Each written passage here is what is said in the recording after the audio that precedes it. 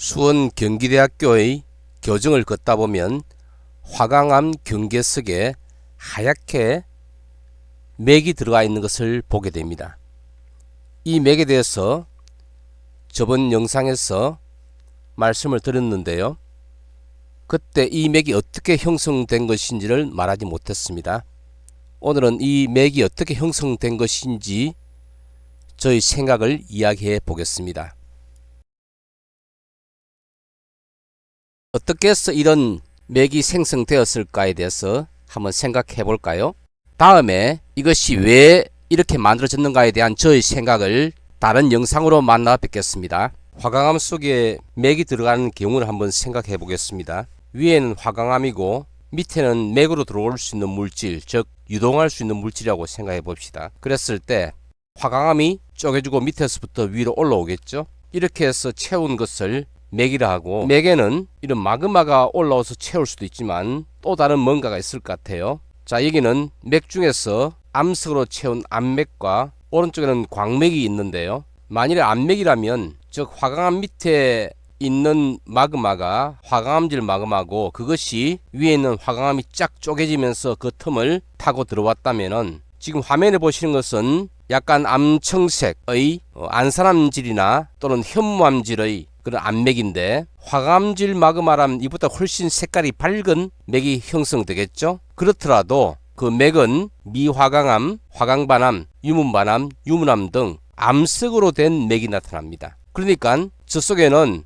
광물 조성에서 화강암의 광물 조성과 같은 정장석, 사장석, 석영이라는 밝은색 광물 외에도 흑우모라든지 각슴석 등 어두운 색 광물 결정도 함께 나타나야 된다는 것입니다. 자, 그리고 만일에 광맥이라면, 자, 이런 틈새를 메운 광맥 속에는 특정 광물만 나타나요. 어두운 색 광물은 전혀 안 보이죠. 석영만으로 되어 있을 경우도 있고, 그 다음에 석영과 장석으로 되어 있는 경우가 보통 있는데, 여기에는 흑우모라든지 각슴석 등 이런 유색 광물은 나타나지 않는 경우가 많습니다. 그렇다면 경기대의 경계석에 나타나는 조직은 앞에 봤던 암맥과 지금의 광맥 무엇하고 유사한가요? 그렇죠, 광맥과 유사합니다. 왜냐하면 경기대 경계석의 틈새를 채운 광물은 석영과 장석이 나타납니다. 화강암 밑에서 틈새를 뚫고 들어온 그것은 용융체, 즉 마그마거든요. 암석이 녹은 것이 마그마를 하니까, 그럼 마그마의 성분이 일반 화강암은 아니고 그냥 석영과 장석으로만 되어 있는 그런 성분이란 것인데, 그것이 어떻게 생겼는지를, 어떻게 만들어지게 되었는지를 한번 알아봅시다. 지하에서 마그마가 생성되기 위해서는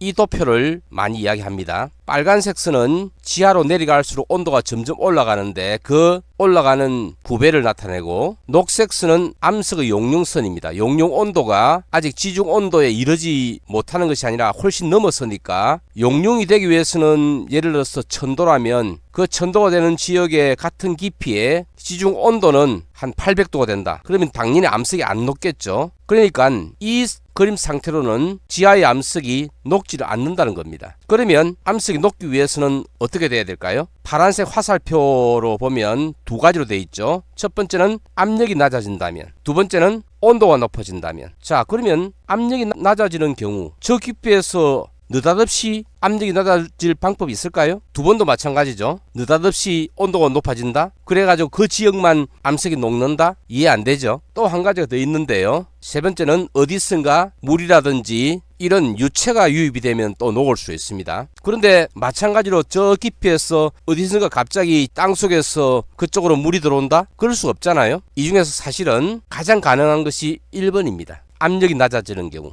어쨌든 1번, 3번의 경우에 녹색 선을 오른쪽에서 왼쪽 선으로 이동을 시킵니다. 그래가지고 빨간 선과 서로 교차하는 데 있죠. 그 지역에서 이제는 지하 암석의 온도보다는 용융 온도가 낮아졌기 때문에 거기서 암석이 녹을 수 있는 거예요. 자, 그러면 용융선이 떨어진다 하더라도 앞에 얘기했듯이 압력이 느닷없이 낮아질 수 있는 방법도 없고, 어디선가 유체가 이쪽으로 유입될 수 있는 방법도 사실은 지하에서는 없다 보는 게 맞거든요. 자, 그런데 이걸 한번 봅시다. 자, 우리는 암석에 이렇게 금이가 있는 경우를 많이 봐요. 이게 전리란 건데, 자, 이렇게 전리가 형성되는 것은 이 암석에 어떤 거대한 힘이 작용한 경우입니다. 그런데 이런 거대한 힘이 작용했다 할지라도 금은 가 있지만은 그 금의 사이가 벌어져 있지는 않잖아요. 그냥 힘이 주어서 금을 가 있지만은 그 금이 가 있더라도 어떤 암석이 하나의 거대한 압력장 속에 파묻혀 있는 상태인데 벌어질 리는 없다는 겁니다. 그런데 이런 금이 가는데도 암석이 벌어지는 경우가 없지 않아 있습니다. 그것은 이런 주상전리의 형성에서 있어요. 주상전리는 다른 말로 냉각전리랍니다. 온도가 한 800도, 900도 이렇게 되는 뜨거운 용암이 지표를 흐르면서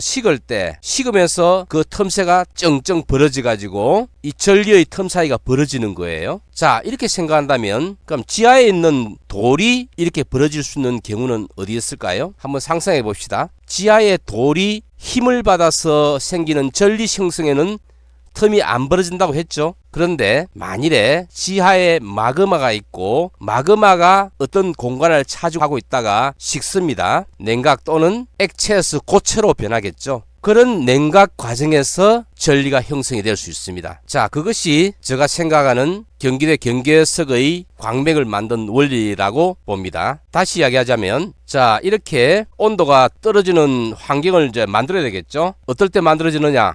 자, 네모진 요 부분이 마그마라고 봅시다. 마그마가 있다가 이제 식어요. 점점 식으면서 액체에서 고체가 되면 어떤 현상이 생기느냐? 아마 이렇게 냉각하면서 틈이 쩡쩡 벌어질 것입니다. 그러면 틈이 벌어지는 요 사이가 생기니까 결국은 저 부분의 압력이 갑자기 낮아지는 거예요. 공간이 생기니까. 그래서 파란 점선 아랫부분은 녹을 수 있는 거죠. 하지만 녹더라도 전체가 녹지 않습니다. 어떤 돌멩이가 녹을 때는 부분 용융이라는 과정을 거치죠. 그래서 자, 이런 마그마에서 암석으로 고하고 있는 상황에서 식으면서 틈이 이렇게 벌어진다면, 그리고 점선 밑으로는 이 돌멩이 중에서 일부가 녹을 수 있는 환경이 제공이 된다면, 그러면 그 밑에 점선 밑에 부분에서 무엇이 일어납니까?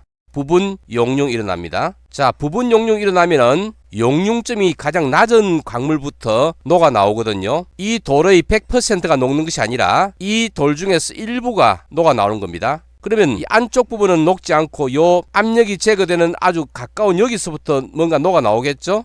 녹아 나오는데 용융점이 낮은 광물인 석영, 장석, 아마 장석 중에서도 정장석일 거예요. 이런 것들이 녹아 나와 가지고 요 틈새를 채우게 됩니다. 그러면 여기 있는 그것이 나중에 다 식어 가지고 채워버리면 결국은 이 부분은 화강암이 되는 거고, 화강암 틈새에는 석영과 장석으로 되어 있는 광물이 들어차 있는 그런 구조가 된다는 것이죠.